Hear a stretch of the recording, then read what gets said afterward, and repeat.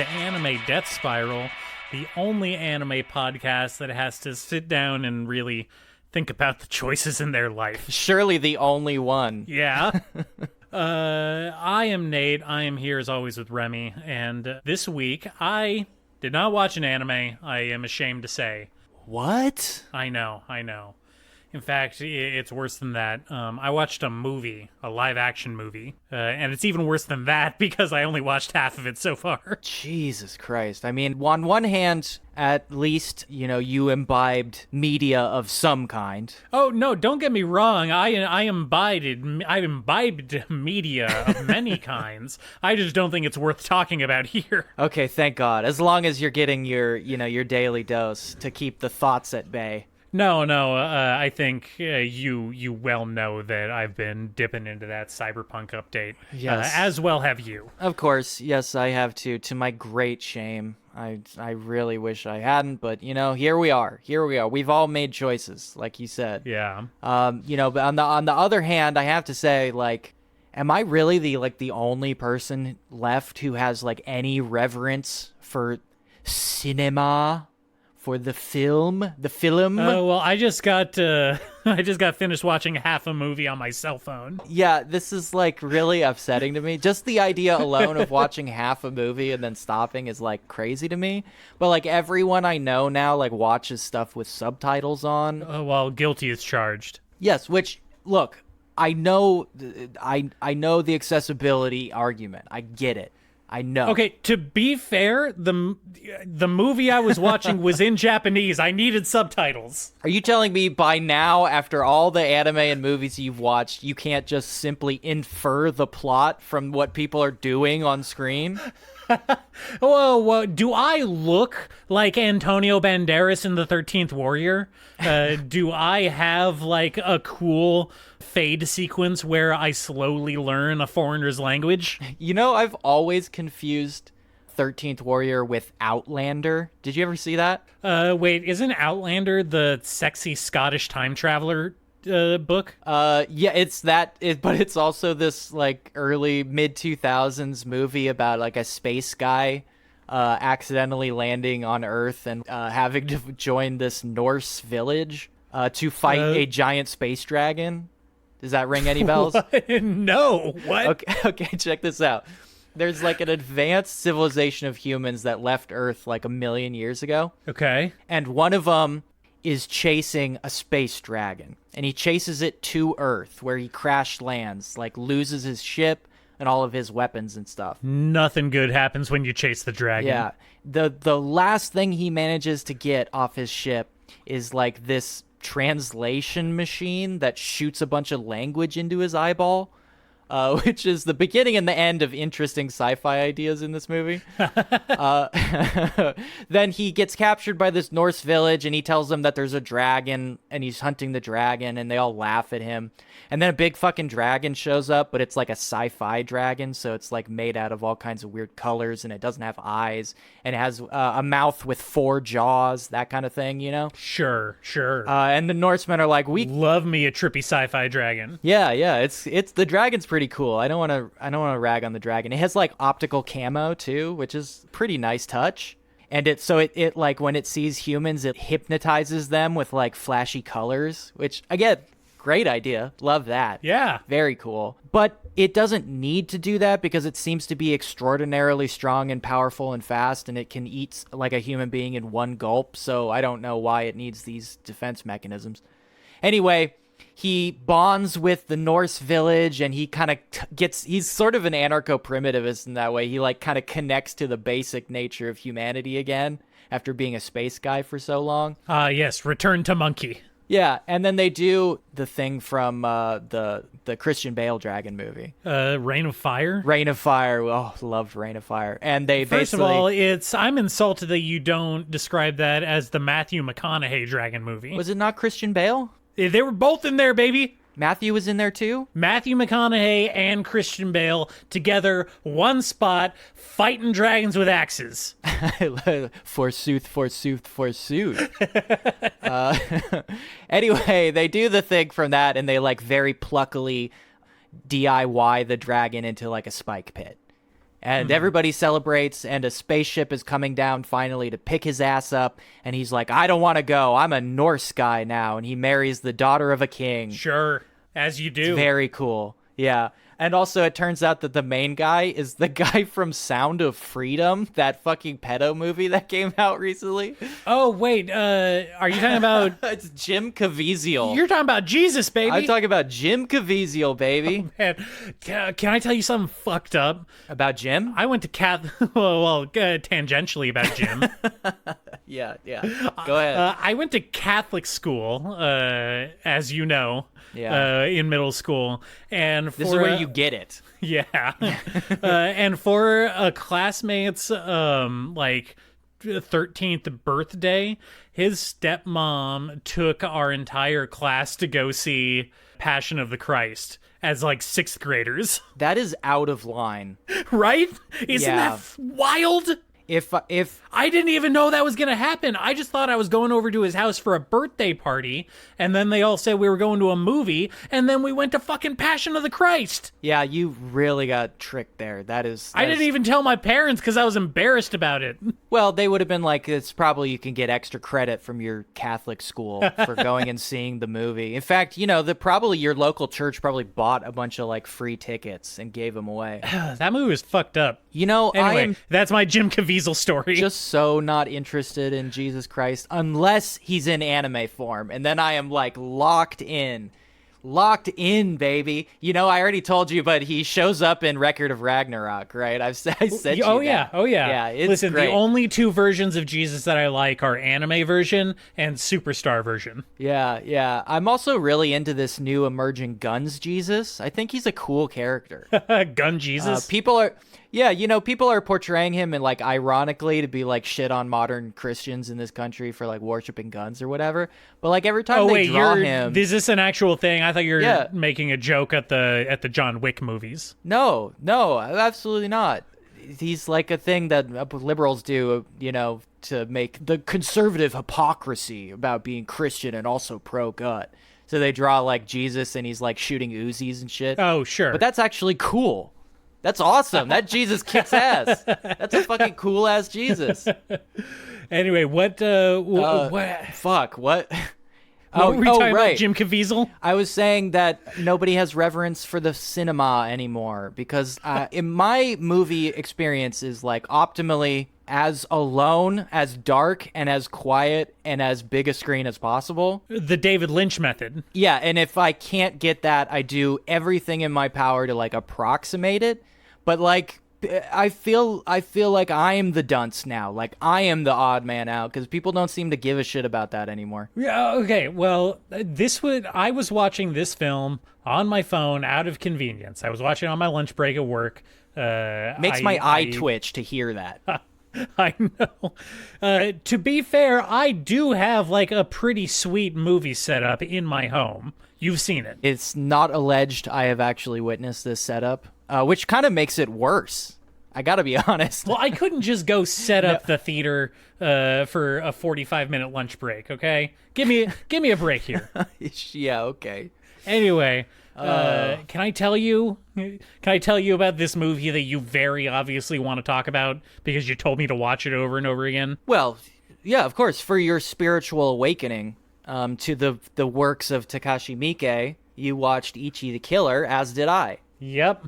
Good old Takashi Mike. Well, you know what? I can't say you watched it. You've glanced at half of it from the corner of your eye while you were working. That doesn't earn a watch. The optimal film viewing experience for someone in my age group. If you told me you were watching 2 more movies on your main screen, like then we're in business. Then we could talk about movies.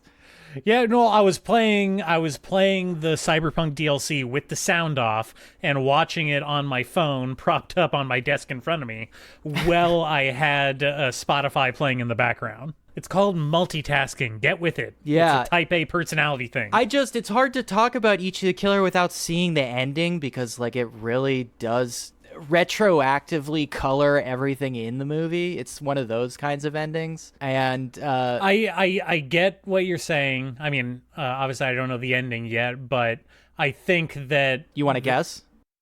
Do I want to? Well, okay. Well, I think we should start off with. Let's talk about the movie, and then you can guess. Here's my thought. Very first thing that I did not know Opening salvo about. Well, first thing in the movie that I thought was very funny was that it starts off with these three kind of like mob cleaner dudes who go in and clean up a hit scene afterwards. And they go into this apartment, and it's just covered in blood and guts and gore. And they, right off the bat, we're doing like a Three Stooges pratfall into dead bodies' intestines. And they're talking about how much they fucking hate work and smoking a cigarette while covered in blood. Yes, it's very Remy-esque. Yeah. But what I was going to say is, so Ichi the Killer, obviously I've heard it thrown around in a lot of foreign horror or foreign action listicles online. Definitely always tops like the best Japanese movies you should see kind of lists, right? Yes. And though, hold on. I do have to interject with the official show policy, which is all of those lists are wrong, and we're the only ones you should listen to. Oh, absolutely. Yeah, that goes without saying. Every single recommendation list is bullshit except ours, okay? I just want to make that clear. Okay, continue. That's a hardline rule. I agree. Yeah. Anyway, I did not realize that the guy on the poster was not Ichi the Killer. It is a little confusing. I get it. But if you know what Ichi means, it becomes immediately clear upon seeing the costuming. Yes. Well, okay, so Ichi means number one, the first, number one rank in Japanese. Holy shit, this guy knows Japanese. No, I know one word. Okay, he knows one word. And I know one word. It's ningen. I said that last time, but that's my one word. Oh, shit. I know two words. Never mind. Damn, he's learning at an incredible rate. Maybe I am going to have my Antonio Banderas moment. It's funny. It is a funny call to put a different character on a poster that has the character's name on it. It is very funny. Yeah. I always assumed that was the titular character. But that is actually... I mean, he is the main character of the story. Yeah, everything's kind of centered around his perspective. He is an enforcer, kind of like a muscle guy, a top rank muscle guy for this Yakuza gang. He's a goon. Yeah. Well, he's the goon. He's the goon. Fucking guy. Yeah. Kakihara is his name. Yeah, actually, the other guy is more of a goon. We have a pair of the mafia guys, and one of them's a goon, and the other one's a fucking named boss character. Exactly. That is a great way to explain him. Yeah. He has a fucking health bar associated with him. He has 2 health bars and a skull. 2 health bars, and they're different colors. Yeah. He's dope as hell, man. The makeup effects, because he's all scarred up on his face. He has all kinds of fucked up shit on his face. And the makeup, it goes really hard. It's crazy that for the makeup, they had the prescience to reference Chainsaw Man so far before it came out. I know. That's called foresight. That's another thing. Like, Takashi Miike is on it. Like, he can see the next 20 years of cinema so clearly from 2001. But the story seems to be like he's trying to find his missing boss. His boss has gone missing. He and his like immediate subordinate group have been kicked out of the Yakuza because someone pointed the finger at them for basically trying to murder his boss and get ahead. And so we kind of have that story, and then tangentially we have the actual story of Ichi, the killer, the titular Ichi the Killer, who is like this, shut in, kind of very meek, socially anxious dude who has big trauma from this time in high school where he essentially witnessed one of his female classmates getting very graphically assaulted because she was trying to defend him from some bullies. And that has done fucked that boy up. Yeah. Well, this is what makes talking about a movie you've half seen very difficult, because I know that goes some places. I'm imagining that it does, But I mean, that's the extent basically of where I'm at in the story right now. We have Kakihara trying to track down his boss and what may have happened to him, and that seems to be drawing slowly closer and closer to the crossover of Ichi's story. I mean, he's like a peeping Tom. That's kind of like his thing, and he's been peeping on his downstairs neighbor, who is in an abusive. Oh, who is a sex worker who's in an abusive relationship with her pimp, who beats her up every night, and he watches in on them until finally she asks him to kill her boyfriend. At which point he devises a suit that has like blades built in to it. No, he's had that for a long time. Okay, I guess that wasn't really made clear. He has been Ichi for a long time before the movie starts. Oh, okay. Oh yeah. Oh, interesting. He's Ichi when he's standing in the bushes jerking off. He's already Ichi the Killer. Oh shit! I didn't realize that. Interesting. Well, we can talk about the first half of the movie, I guess. Yeah, we can. This is actually. We're soft launching our new podcast, which is we watch half a movie and then talk about it. Purely designed to infuriate anyone who's actually seen it. But we can talk about at least the opening credit sequence, which is the most inventive use of cum on screen for at least the last 20 years, I have to say. I'm sorry, what'd you say? You know, when a man jerks off, sometimes opening credit sequences come out. Your parents didn't tell you about this. No, I missed that part of the birds and the bees conversation. Yeah. Well, I'm glad I'm here for you. No, I was absolutely blown away by that specific imagery. It's incredible. It's very, very funny. Well, it's so much. I mean, I feel like I'm qualified at least to talk about this. This movie looks fucking cool. It's got charisma out the ass. Costuming is on point, especially with Kakihara in his outfit. Yes. Anyway, this film, yes, it looks incredible for 2001. It's so easy to forget this is like more than 20 years old because it has like such an amazing look. It's so tight. It's so cool. And everything that they do that is, let's say, special effects-y still looks good. Like, even when you can see the seams, it still looks good, which is great. So here's what popped out to me when I was watching it. I recognize so much, like, visual stuff that I associate with all of these Western directors from that era. Yeah. And it becomes so obvious that, like, this is the guy they all ripped off, right? Because I see Tarantino, I see Edgar Wright, I see so much in there. Peter Jackson. Before we started this, you asked me, you haven't seen a gross movie in a while. And I said, apparently not, because I was having such a visceral reaction to the opening scene in Ichi the Killer. Oh, yeah. But I take that back because I just rewatched Dead Alive a couple days ago, and that is absolutely a gross movie. But for some reason, the fantasy aspect in that one makes it so much easier to accept than what I was seeing during the scene where he's torturing the rival Yakuza boss with the tempura oil. Yep. That was really fucking hard to get through. That is the thing. It's like it doesn't even occupy like the same arena to me because we don't have any characters jerking off to like a woman being raped in Dead Alive or the similar splatterfest shit. We just do not have the same level of intensity. Yeah.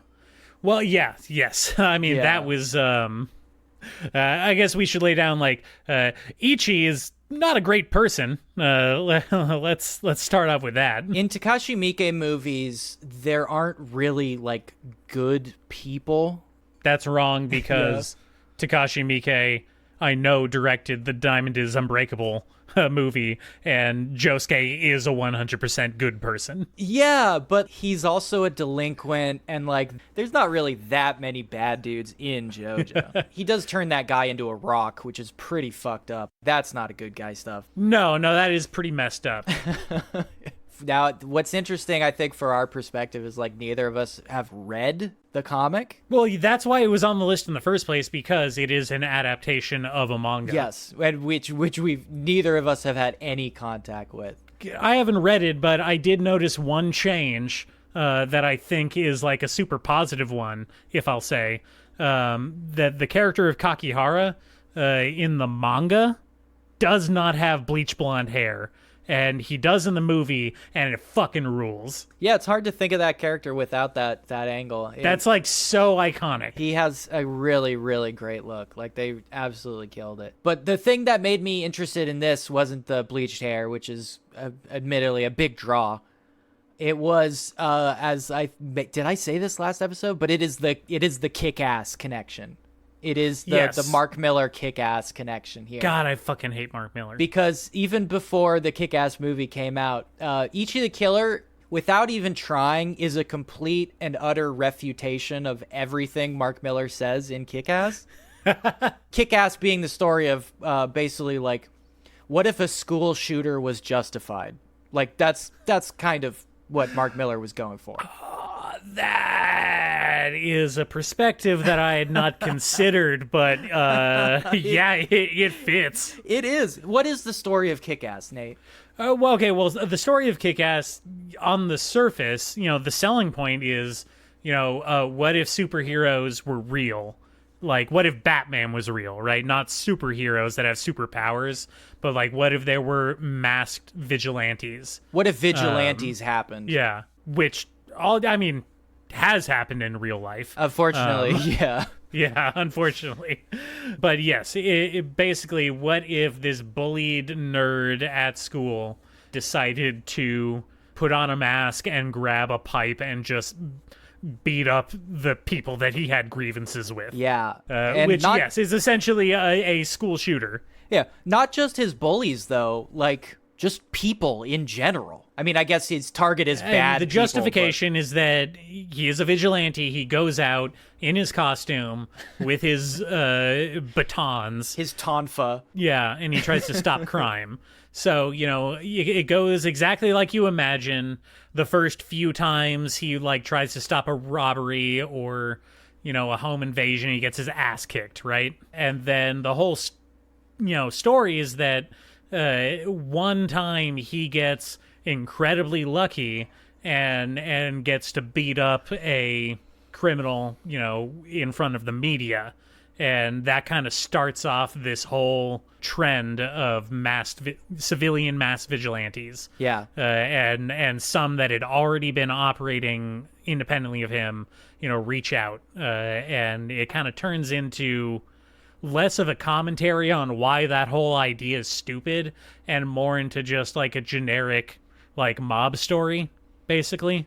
He stops a crime that kind of leads him into getting involved with mafia, an organized crime, like racketeering ring. Yes, and now we are back in Ichi the Killer. Yeah, exactly. We have led directly back into it, being a civilian who, for very ambiguous reasons, has decided on doing violence as their main hobby. And has accidentally backed their way into a mob conflict. Which is the plot of Kick-Ass. We have made the direct connection. And I think that where Kick-Ass falls flat from that point is that it tries to justify the character's motivations, right? Well, it in a very broad way, it says our vigilantes are the good guys and these mob guys are the bad guys, right? Yeah, I mean, that's the simplification. Whereas Ichi the Killer goes, these are all fucked up guys, and they're all weird in their own ways, and none of them are particularly good, but like fuck all of them. Like, they're all violent weirdos. Whereas Kick-Ass is like, some of the violent weirdos are actually like justified, and they're cool dudes, and they're doing good work in this society. Well, okay, well, I find that interesting that you bring that up because that is if we're going back to like a Western comic comparison, I Yeah. feel like that fits more in line with the message of Watchmen, right? Yes, it really which is very in your face about how nobody is clean in this scenario. They're all fucked up weirdos that are doing this type of thing for all of the wrong reasons. Yeah, that like the world of violence is itself kind of a bizarre other place where like there is no such thing as virtue or justice. It's just violence. And that's the arena that somebody like the kid in Kick-Ass or Ichi step into, and you cannot just be a good guy in that space. Well, it's an interesting. That's what Watchmen says. That's what Ichi the Killer says, essentially. Yeah. Well, I think it's an interesting, flip on the ideas presented in stuff like My Hero Academia or One Punch Man. Oh, yeah. Where they take that concept and go the exact opposite way and bake it into like the societal structure of the people in that story. Yes, that's one of the funniest things I know. This is like it's a little pat to be cinema sinsing something like My Hero Academia, but the fact that they in My Hero and in a lot of the caped stuff, the caped manga stuff, society has easily accepted essentially a parallel police force, militarized police force to exist in society, with no governmental oversight, really, no public say. That is just a thing that exists and has to be tolerated, and it's never Well, okay, hold on. When you examined. say public say, because I feel like the organizations presented in those works are like there's a hero association managed by the government. Like you have to register. Not in One Punch Man, and not in My Hero Academia. Isn't there? But is that not a government organization, or is that a self-governing thing that the superheroes do themselves? The school of superheroes in My Hero Academia is just a private academy that the public are allowed to apply to. I was not aware of that. That makes the entire thing seem much more sinister. Yeah, man. Yeah. It's like private paramedics, essentially. It's like that kind of like gray zone, right? Where they're allowed to show up for like public emergencies, but they're not necessarily government employees, you know? Uh-huh. Deku is out there essentially doing private healthcare on people without their consent. Like, that's kind of what he's doing. Well, private police care, basically. Yes, exactly. I mean, he's a guard. He's a rent-a-cop. He is. I mean, that's the thing is like these, especially if you consider your heroes condoned by the government or the military or whatever. You are a rent-a-cop. That is your job in society. It doesn't matter if you are the hardest puncher in the history of punching. Ultimately, at the end of the day, you are a rent-a-cop, which is really sad. It's a sad, bleak vision of the world, you know? Well, when you present it like that, it makes the concept of someone like Ichi feel much more self-fulfilling for the character. He's actually having like an immediate effect on his surrounding environment. Yes, but again, this is like hard to talk about because of the whole, you haven't seen the end of the movie, but Ichi doesn't care about what he's doing, actually. He has no interest in justice or like taking care of people or putting bad guys down. He's like, I got that. Really interested in that. I feel like I got that pretty well because at about the halfway point in the movie where I'm at, when he is shown making his first kill on the abusive pimp boyfriend of the lady that lives below him. After he kills Kim, she's like cowering in fear, and he's like, hey, don't be afraid. I'll be the one to hit you now, and I'm a lot nicer than that guy. Yep. And I'm like, whoa. The violence. I was not prepared for that. You know, when a man of violence dispatches another man of violence, what are you left with at the end of the day, right? I mean, it makes perfect sense that the type of person who, again, would create some kind of armored, padded suit with blades attached to the legs and arms that he uses to dismember people. Yeah. Yeah, he probably doesn't have great intentions when you get down to the core of it. Yes, and there's more stuff to that. You should really just finish that movie. Yeah. I just think when you make the kick-ass Ichi the Killer connection, it is just so illuminating to the approaches of these concepts in our society between, Japan and America. Mm-hmm. Only boiling it down to those two because of the supposed subject matter of this podcast. There's lots of comparisons we can make in a lot of different countries. Japan and America are far from the only country to make movies about vigilantes. I mean, let's hold on. Let's be honest. Like, they're the only important ones. It's the only thing we've ever cared about. The rest of the world, I couldn't even tell you one other country. It's impossible for me. There's only two, me and Japan. Yeah, it's me and Japan. I think there's an America above us and below us. Somebody told me that at some point, but I really can't be sure. But yeah, that's a really, really interesting perspective to put on that movie. I think that's one of the things that I never thought about before until this last watch. Specifically because of his homemade armor, like, immediately made me jump to it, and I was like, oh fuck, there's like something actually juicy there. Well, I'd have to do some digging. I'm fairly certain that if I did even a minimal amount of research, I could find some interview or article where Mark Miller says that he was inspired by Ichi the Killer, because You think so? The visual overlap with what Ichi's armor looks like versus what the costume of the main character in Kick-Ass wears is too much to ignore. Do you think Christopher Nolan watched Ichi when he was doing The Dark Knight, and that's why he put those loser vigilante guys at the beginning? I'm not wearing hockey pads. Nolan's like, oops, oh fuck, I did the thing where vigilantes are cool. I better put like a little PSA in the next one to be like, hey, but you shouldn't do it. Like, you shouldn't do it. Just like we should do now, we should put our PSA. We are like rabidly anti-vigilante.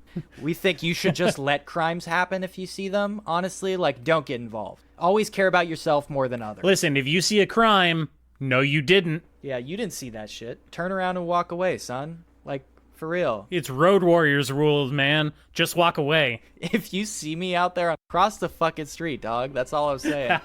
Okay. All right, do you want to take a break? Yeah, let's take a break.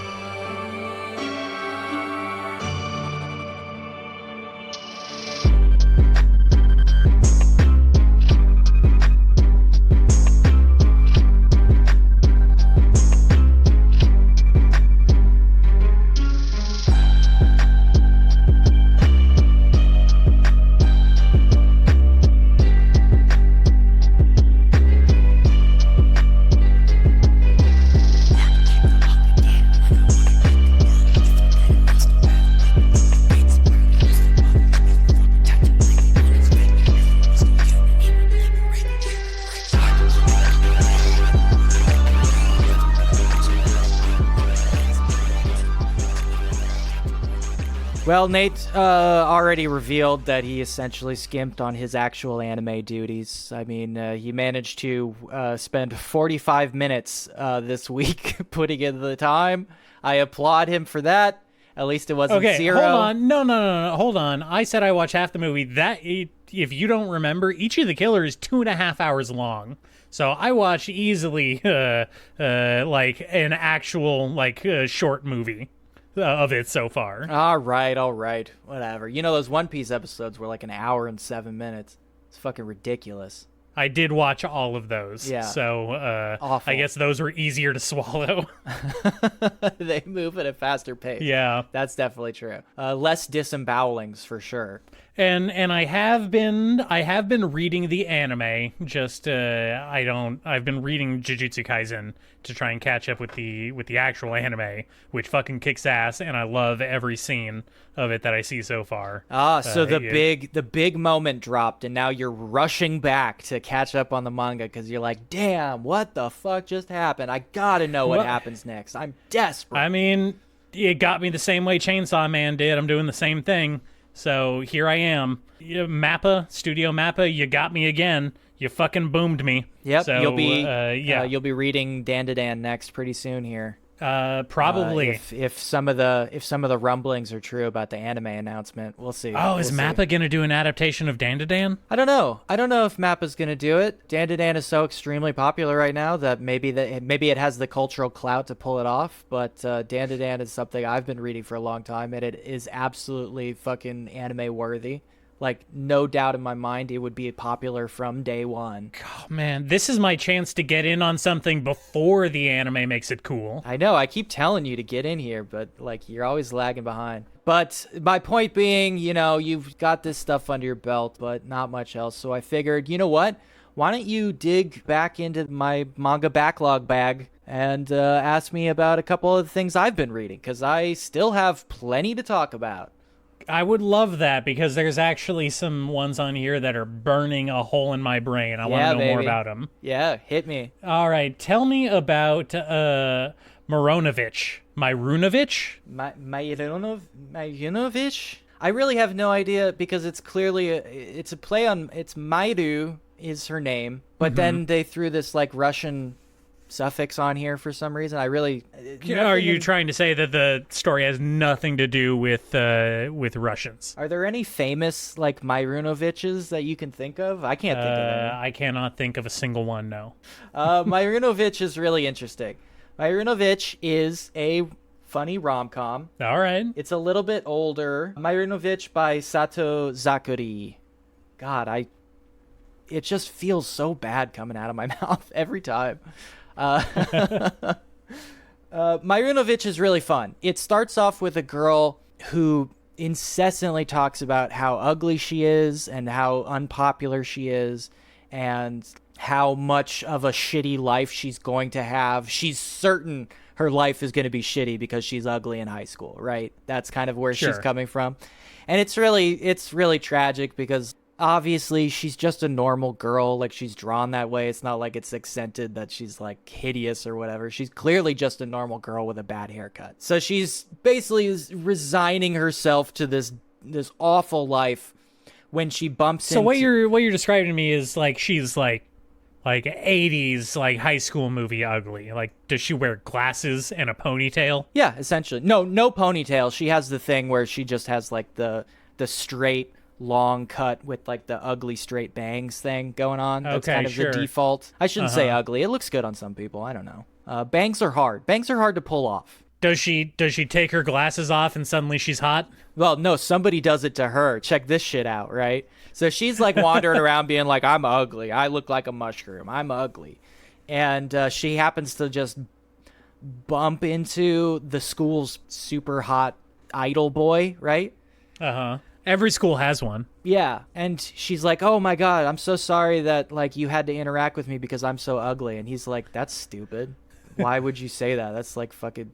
Why would you? That's so dumb to say about yourself. And she's like, I'm sorry. Why is it always like the hot rich kid that is like, yeah, I don't care about social class? He's not rich. He's not rich. Oh, he okay. is dirt fucking poor. In fact, I think he's homeless at the start of the story, but nobody knows that.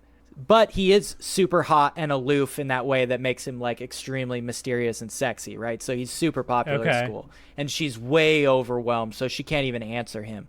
But eventually... this really has an impact on her, and she's like, I really want to try to be hot one day. So she has a next door neighbor who is a trans woman and spends a lot of her time doing makeup and fashion and fashion accessories, right? So she begs this friend of hers to like give me a makeover. And so she gets the whole 80s makeover thing, and she goes to school the next day, and people are like fucking like cartoon coyote eyes popping out, tongue lolling on the ground for her, like she's like got him with a fucking vice grip. She's like dunking on these dudes that like treated her like shit before. Do they have steam coming out of their ears? Basically. I mean, she is like smoking now. That's what the manga implies. And then through some, regular manga contrivances, she ends up bumping into the hot boy again. because I think he's eating lunch alone. You know, that way that you always make friends with hot people is they're eating lunch alone, and you just happen to like sit down. Oh yeah, that's why I always ate lunch alone, because I was too hot. You were too scared to eat lunch alone. You know you were hiding in the pack. You didn't want to get picked out. You didn't want to be the weak lamb at the end. But she sits down with him, and he's basically is like, I can tell you're not keeping your makeup up. Like, you don't actually know how to do this, do you? Because, like, you haven't touched up at all today. And she's like, what?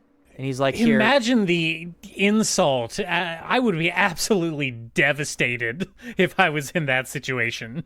Well, like I said, she already has very low self-esteem, right? So she's used to kind of, like, dealing with this from internally. I think externally is maybe a little more difficult, but it's not, like, a bridge too far. So she kind of just takes it.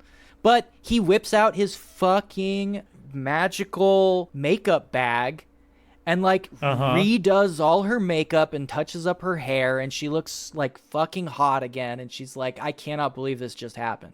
The hottest, awesomest guy in school just, like, redid my makeup during lunch. This is so fucking like amazing. like the scene in Zoolander where he fixes her hair. Yes, yeah, it's drying out her forehead, so he gives her bangs. Yeah. Yes, god damn, I'm just imagining that where it's like off screen, it's doing the swishing sounds while he's adjusting everything. Basically, yeah, I mean, that's what happens.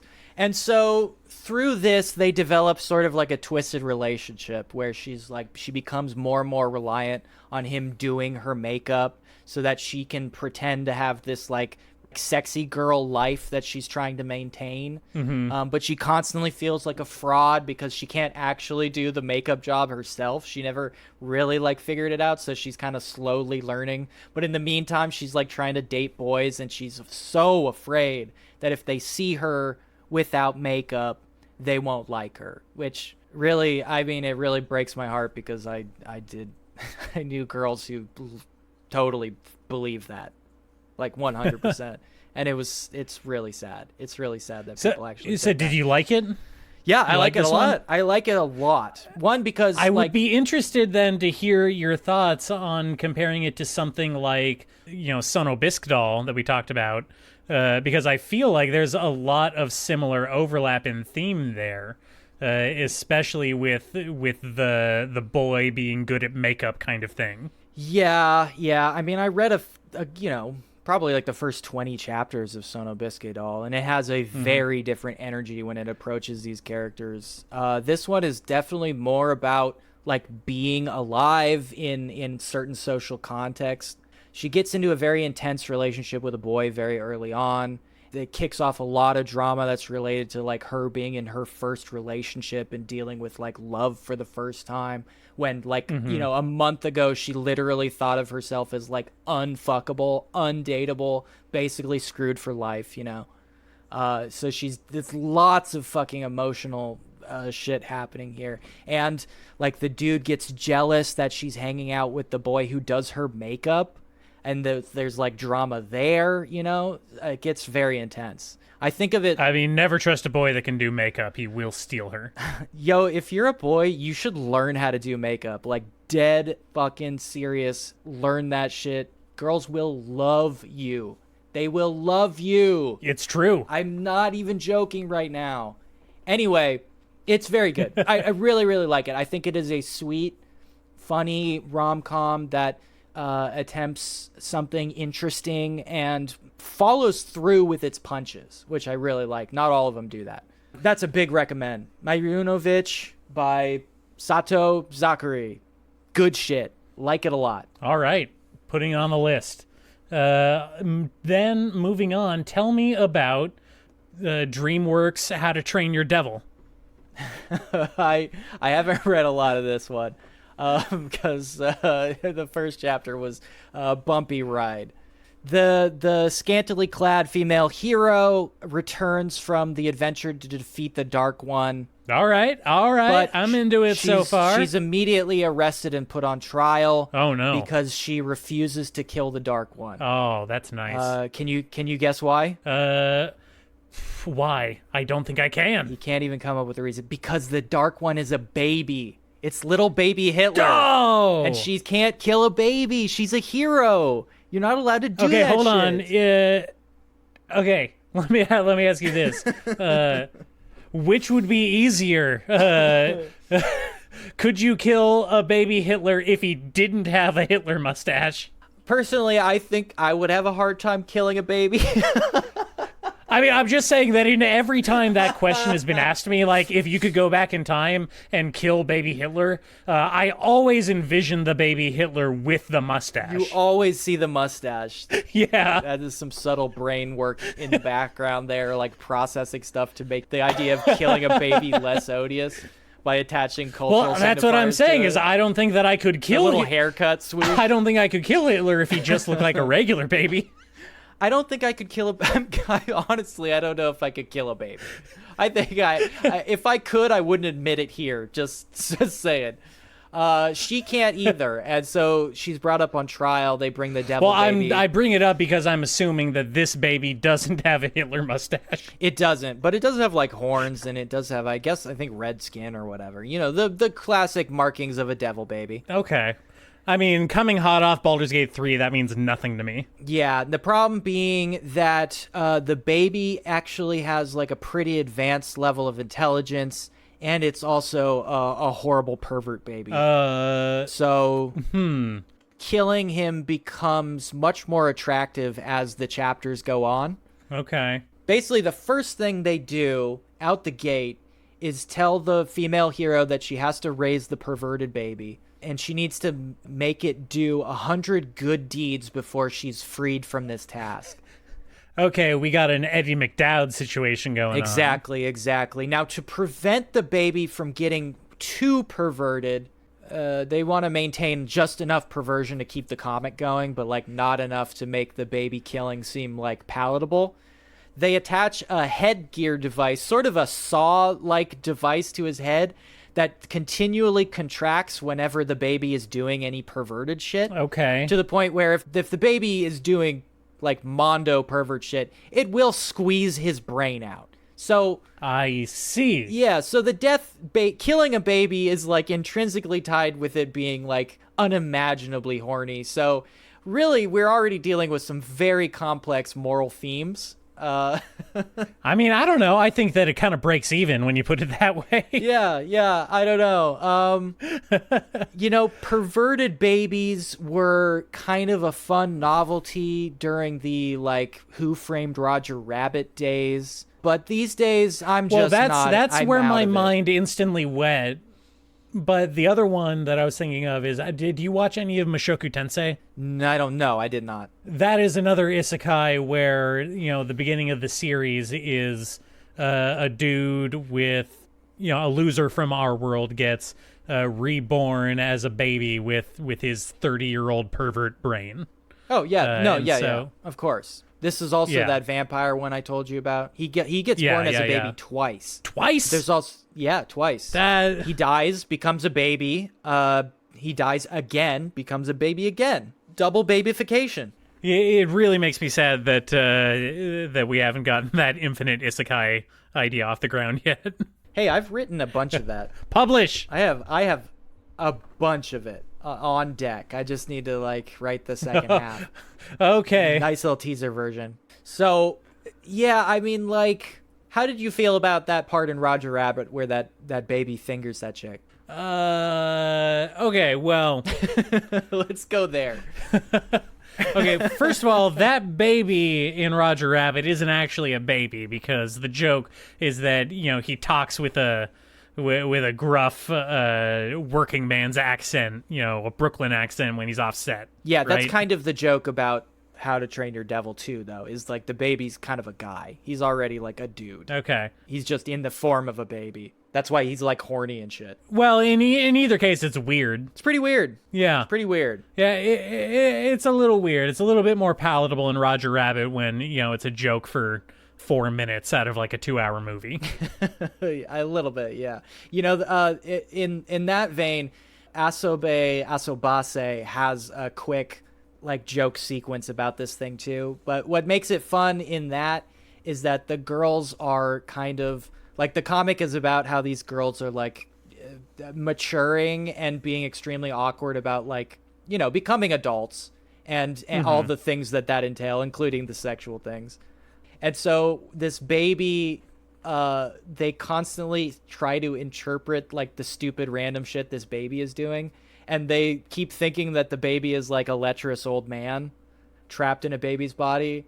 So a lot of the similar jokes here, but the joke being that it's about the girl's perception of the baby, not necessarily what the baby is doing, which is a much smarter take I'm on assuming that it's just a baby, right? Yeah, it's just like a person's baby. Okay, well, yeah, in that sense, then it becomes more about them projecting. Yeah, onto. It's the girls ascribing this pervert shit onto the baby, which is very funny. I really like that. Asobe Asubase, rules. It kicks ass. Go watch that shit. That's the one about just hanging out, right? Yeah, that's the girls who don't want to join any clubs, so they just make a like fucking around after school club. It's just the hanging out club. That's the Yeah. kind of club that I'm in. Yeah. It's very good. I really like Asobe Asubase. Much more than How to Train Your Devil. I feel like How to Train Your Devil might be... It wasn't an instant drop, but it feels like it's on its last legs. Well, that's too bad. All right, let's get one more in here. Why don't you tell me about Raw Hero? What can you tell me about Raw Hero? Oh, God. Oh, no. Oh, no. I feel like I've touched a vein here. Oh, no. Okay. This is a difficult one. Raw Hero, I started reading because how much I liked Futari Switch. We talked about that, right? Yeah. I believe we did.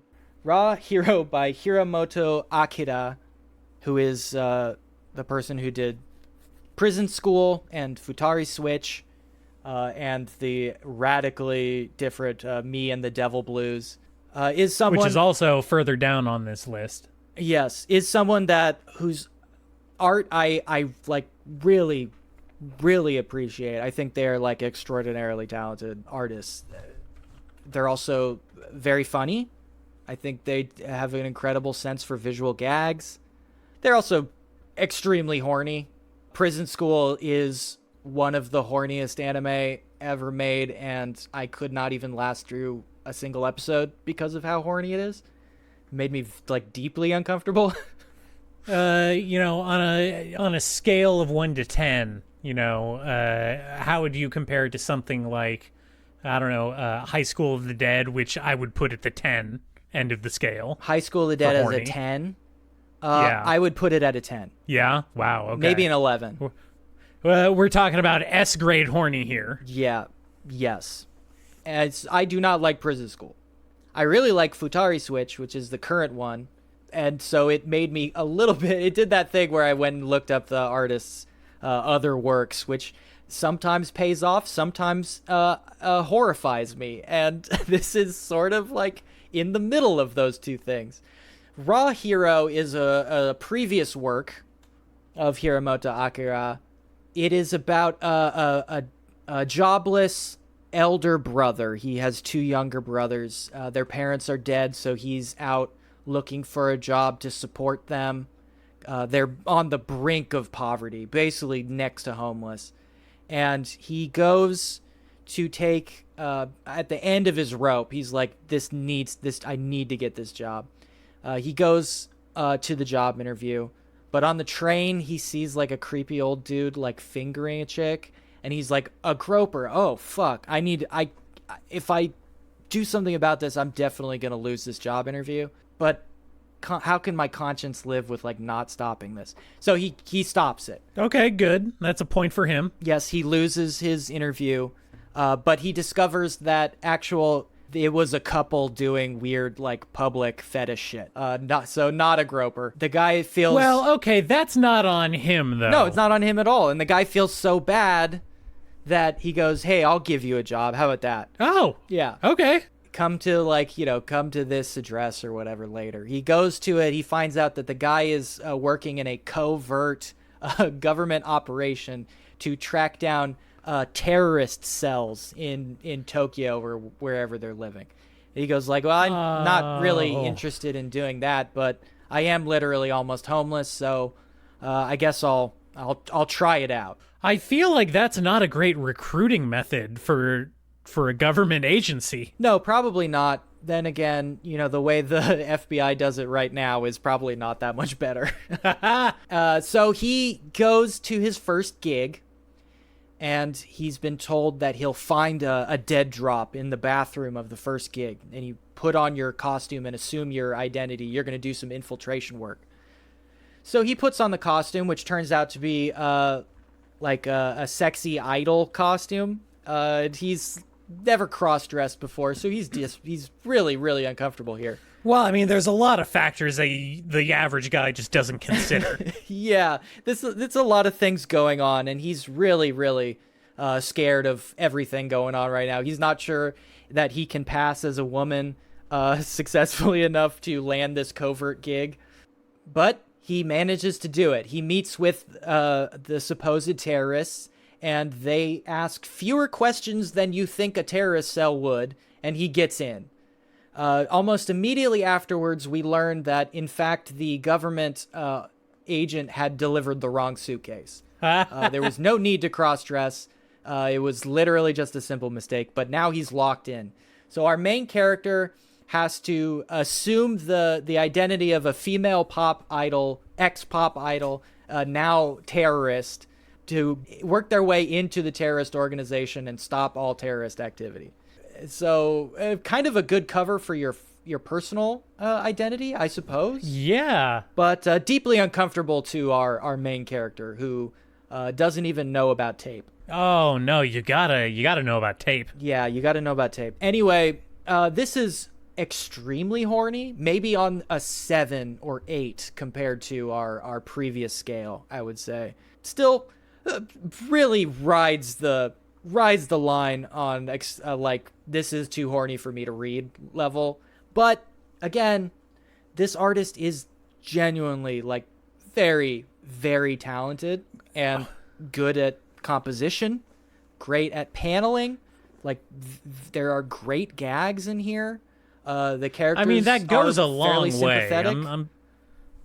I'm very lenient when actual craft goes into it, in addition to any titillation, right? Sure. I have to say, though, the way some of the scenes are drawn, it literally looks like two pussies are talking to each other. There's like that many upskirt shots.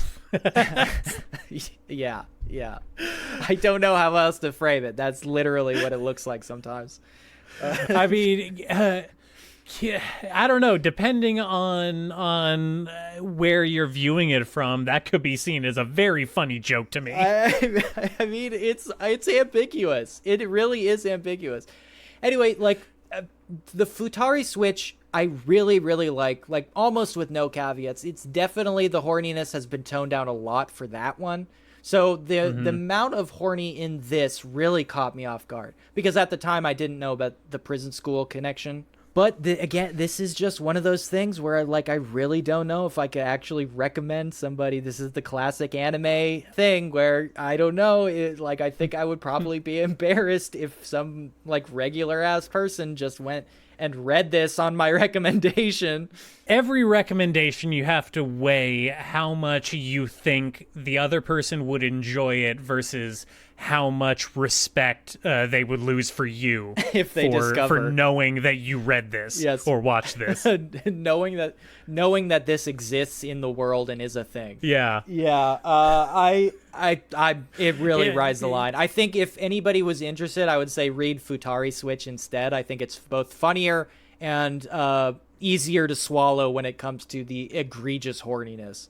That being said, I like Raw Hero. I think it's pretty funny when it's, not doing the horrible thing. I don't know.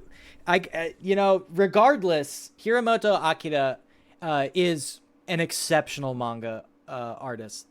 I wish there was something a little more mainstream or something like that caught on or was easier to show to people, because they are fucking incredible.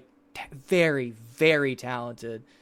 I've been meaning to talk. One time we should do a segment where we talk about the best looking manga. I would love that, because I've been I've been, putting together a list of my favorite art styles on the back burner here. Okay. See, that might be a good thing to combine because honestly, I've been looking over some stuff and like, I've said before, I am perfectly tolerant of like art styles I'm not, enamored with. I can definitely read a comic that I might consider ugly-ish. But I do have a handful of people who work now or recently who I think are like staggeringly talented, like extraordinary work, like that level of artistry. Okay. That I find just incredible. And I don't know if I have an organic way to like shout those people out. So at some point, let's do that so I can get some names out here. Absolutely. Yes. All right. Well, with that said... Well, next time let's talk about another anime adaptation. We can get at least one more under our belt, right? I have a couple more I'd like to watch. I'm not going to actually... I was going to bring that up. Here's my plan for next episode. I'm going to watch... I know we already talked about the Devilman adaptation. I would like to watch Devilman Crybaby. Well, you should. Because that is... I've seen on a lot of lists. You absolutely should. And then I will also make it a point of business to watch Takashi Miike's adaptation of the JoJo. You need to at least watch the JoJo one, or ideally the JoJo one and Sword of the Immortal. At least those. All right. Because they're fantastic. All right. Takashi Miike, you're the GOAT. Like, absolutely killing it, my man. Shout out to Takashi Mike. Shout outs to Takashi Mike, the most dangerous Mike in the world. Big ups to you. Let's go out on that. All right. Big ups to Takashi. Anime Death Spiral. We're fucking out.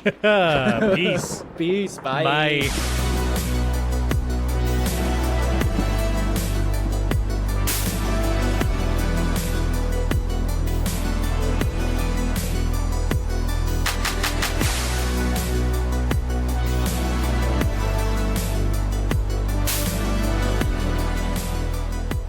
Have you ever listened to one of these like all the way to the end?